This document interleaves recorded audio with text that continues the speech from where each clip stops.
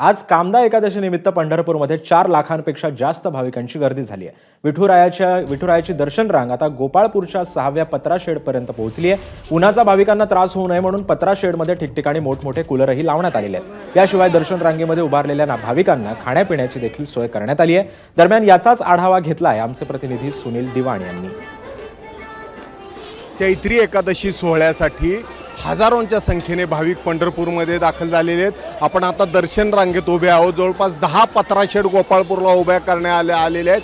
त्यातल्या 6 ते 7 पत्रा शेड भरलेले आहेत। या इथं दर्शन रांगेमध्ये भाविकांना त्रास होऊ नये म्हणून कूलर लावलेले आहेत, ज्याच्यामुळं ही सध्या जो ऊन तापतंय या उन्हापासून त्रास होऊ नये यासाठी कूलर या दर्शन रांगेमध्ये बसवण्यात आलेले आहेत। याशिवाय या दर्शन रांगेमध्ये जे भाविक येत आहेत त्यांना या इथं खिचडीचं वाटप केलं जातं उपासाच्या, त्याचबरोबर पिण्याचं पाणीही दिलं जातंय, ज्याच्यामुळं भाविकांना दर्शन रांगेत कुठेही न थांबता विठ्ठल दर्शनाला पोचेपर्यंत खिचडी किंवा प्रसाद मिळावा किंवा थोडा नाश्ता व्हावा ह्याची व्यवस्था, याशिवाय चहा दूध पाणी याची व्यवस्था इथं करण्यात आलेली आहे। आणि हजारोंच्या संख्येने भाविक अजूनही दर्शन रांगेत लागताना दिसत आहेत। खरं तर ही चैत्री वारी ही धावती वारी मानली जाते।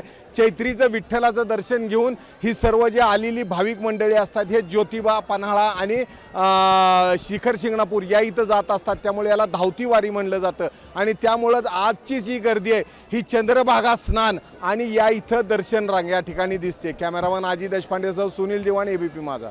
दरम्यान विठ्ठलाला एकादशी प्रिय मानली जाते। एकादशीला भक्तांचा उपवास असतो। पंढरपुरातही प्रत्येक एकादशीला उपवासाचा नैवेद्य देखील असतो। मात्र याला अपवाद असते, ती म्हणजे चैत्र एकादशी।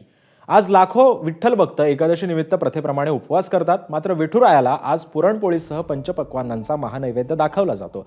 यामध्ये एक विशिष्ट परंपरा आहे, ती म्हणजे शेकडो वर्षांपासून विठ्ठल मंदिरात पाळली जाते।